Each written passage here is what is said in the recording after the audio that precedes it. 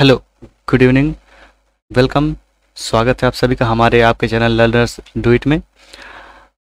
कल का सेशन नहीं हो पाया था, कुछ काम थे इसलिए इसकी वजह से कल कुछ काम हुआ है। आज हम कंप्यूटर की संरचना के बारे में जानकारी देंगे। कल का काम मैं थोड़ी देर में जानकारी दूंगा। वीडियो लास्ट तक जरूर देखते रहें और वीडियो पसंद आए तो आप लाइक कर ही सकते हैं, सब्सक्राइब कर लें और बेल आइकन को दबाएं ताकि हमारे अगले आने वाले जो भी वीडियो हो उसकी नोटिफिकेशन आपको सबसे पहले मिल जाए। तो चलिए वीडियो को आज शुरू करते हैं। आज काफ़ी लेट हैं।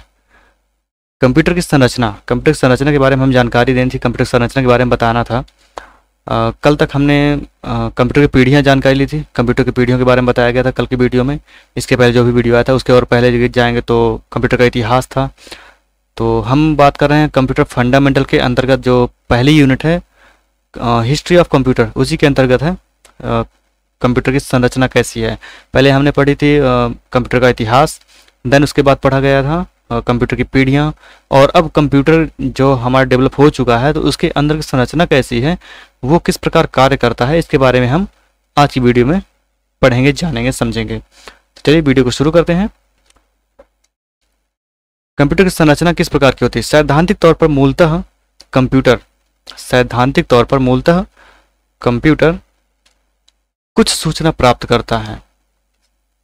कहने का अर्थ ये हुआ कि जो हम या यूजर्स द्वारा इनपुट दिया जाता है कंप्यूटर को, जो सूचना दी जाती है वो सूचना प्राप्त करता है किसके द्वारा? यूजर्स के द्वारा।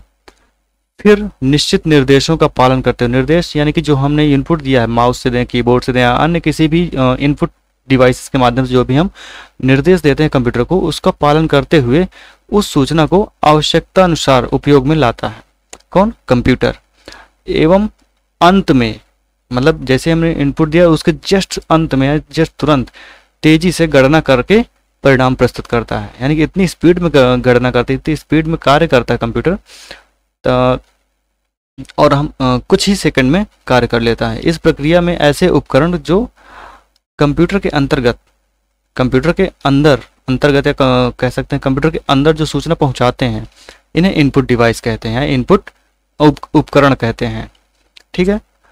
कंप्यूटर के जिस हिस्से में भी सभी प्रकार की गणनाएं की जाती हैं, यानी कंप्यूटर के जिस हिस्से में या कंप्यूटर जो आपका सीपीयू है उसके जिस भी भाग में ये सारी क्रियाएं की जाती हैं उसे संगणक प्रभाग कहते हैं, यानी केंद्रीय संगणक प्रभाग कहते हैं, अथवा इसे सेंट्रल प्रोसेसिंग यूनिट भी कहते हैं।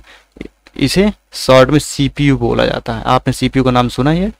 जो भी आपका बॉक्स इस समय अवेलेबल होता है, जो वर्तमान में सीपीयू चल रहे हैं, जो वर्तमान कंप्यूटर आ रहे हैं, उसमें एक बगल से डिब्बे टाइप में बना रहता है। डिब्बा क्या, एक तरह से आयताकार बॉक्स होता है, उसमें सीपीयू रहता है, वही सेंट्रल प्रोसेसिंग यूनिट है, उसे कहते हैं। ठीक है। जो क्या करता है, सूचना को क्या करता है, कंप्यूटर को दी जाती है, जो सूचना कंप्यूटर को दी जाती है, यानी इनपुट हमने जो भी कंप्यूटर को दे दिया, हमने जो भी सूचनाएं क्या की हैं कंप्यूटर को दे दी गई हैं, उसे कंप्यूटर एक स्थान विशेष में याददाश्त के रूप में रख लेता है। एक स्थान विशेष मतलब मेमोरी के बारे में बात कर रहे हैं यहाँ पर, हार्ड डिस्क के बारे में बात कर रहे हैं यहाँ पर, इंटरनल स्टोरेज की बात कर रहे हैं यहाँ पर, याददाश्त के रूप में वहाँ रख लेता है।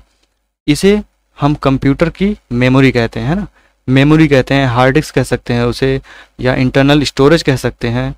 ठीक है। गणना करने के बाद कंप्यूटर जिन उपकरणों के माध्यम से परिणाम हम तक पहुंचाता है, यानी कि जो हमने इनपुट दिया है उस इनपुट को जो इनपुट पर क्रिया करके उसमें प्रोसेस करके जो भी हमें आउटपुट प्रदान करता है, यानी यूजर को जो भी दिखाई देता है या फिर प्रिंट करता है, उन्हें आउटपुट उपकरण कहते हैं। जैसे कि मॉनिटर में हमें कुछ भी प्रदर्शित हो, हमने कुछ भी जैसा कोई भी डाटा है हमने कीबोर्ड या माउस से हमने प्रेस कर दिया, इनपुट कर दिया सीपीयू में, तो उसके बाद हमें मॉनिटर पर वो प्रदर्शित होता है, वो उसे क्या कहते हैं, आउटपुट कहलाता है। तो ये रही बात। इसके अंतर्गत आगे बढ़ेंगे। कंप्यूटर संरचना और भी इतनी ही नहीं है, काफ़ी जटिल है। तो कह सकते हैं कि पहले एक भाग क्या हो गया, यहाँ पर कह सकते हैं इनपुट है, थोड़ा कम सही है, ये हो गया इनपुट। इनपुट क्या किया गया, सीपीयू में प्रेषित किया गया, है ना। ये क्या किया, इनपुट क्या किया गया, सीपीयू में प्रेषित किया गया, यानी सीपीयू को हमने इनपुट दे दिया कीबोर्ड या माउस के माध्यम से। देन सीपीयू क्या करता है, उस पर प्रोसेस करके उसको हमें किस प्रकार में देता है, आउटपुट में। ये क्या देता है, आउटपुट। तो कंप्यूटर कुछ इस प्रकार कार्य करता है, कुछ इस प्रकार जो आंतरिक क्रिया होती है उसकी इलेक्ट्रॉनिक के माध्यम से या इलेक्ट्रॉनिक वायर के माध्यम से जो भी क्रियाएं होती हैं वो पहले इनपुट की जाती हैं। ठीक है, इनपुट हम वायर के माध्यम से करते हैं, सीपीयू में कनेक्टेड वायर होती हैं। देन उसके बाद फिर सीपीयू क्या करता है, उसको आउटपुट प्रदान करता है हमें मॉनिटर के माध्यम से अथवा प्रिंटर के माध्यम से। ठीक है, तो ये रही बात। यहाँ पर फिर बढ़ेंगे आगे थोड़ा सा। इसे इस प्रकार कुछ इस प्रकार भी बांटा आसानी रूप से समझा जा सकता है। कंप्यूटर के 3 भागों को बांट सकते हैं, यानी कि इसी को हमने 3 भागों में लिख दिया है, इनपुट, सीपीयू और आउटपुट।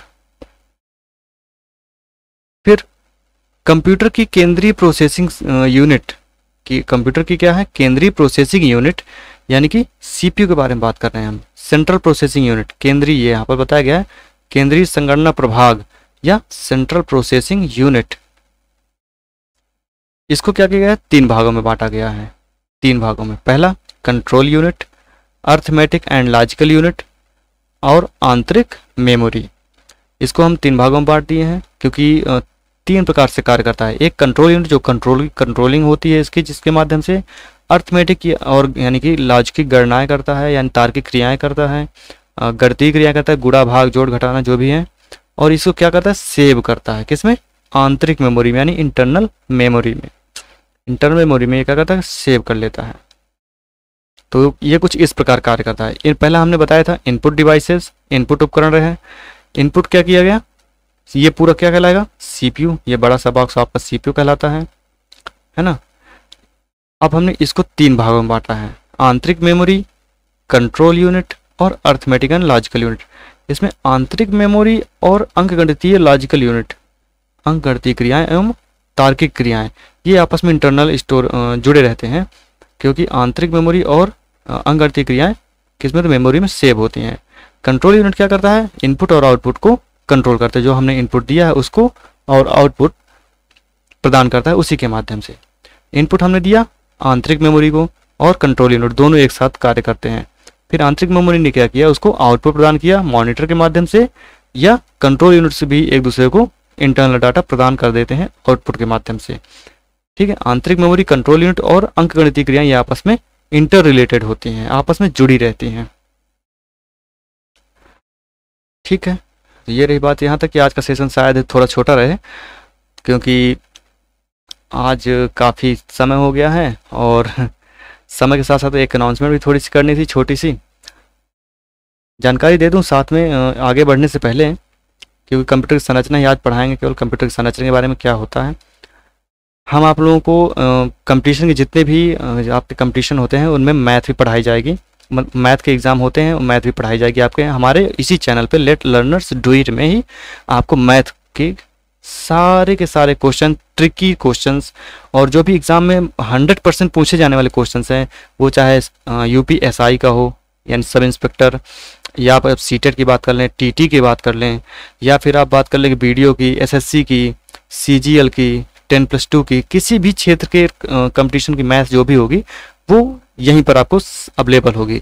हम इसमें और कार्य कर रहे हैं, हमारे साथ और भी हमारे सदस्य जो जुड़ेंगे, हमारे जो टीचर्स हैं वो भी आप तक ये पूरे डाटा पहुंचाएंगे।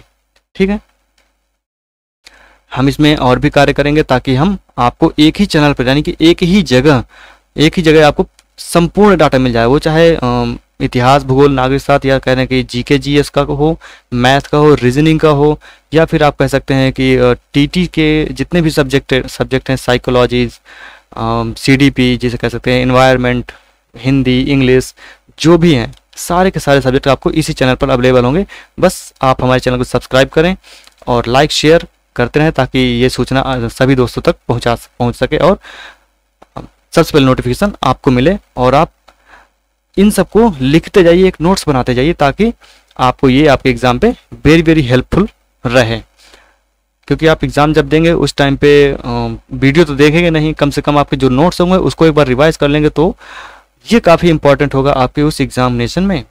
ठीक है, चलिए बढ़ते हैं आगे।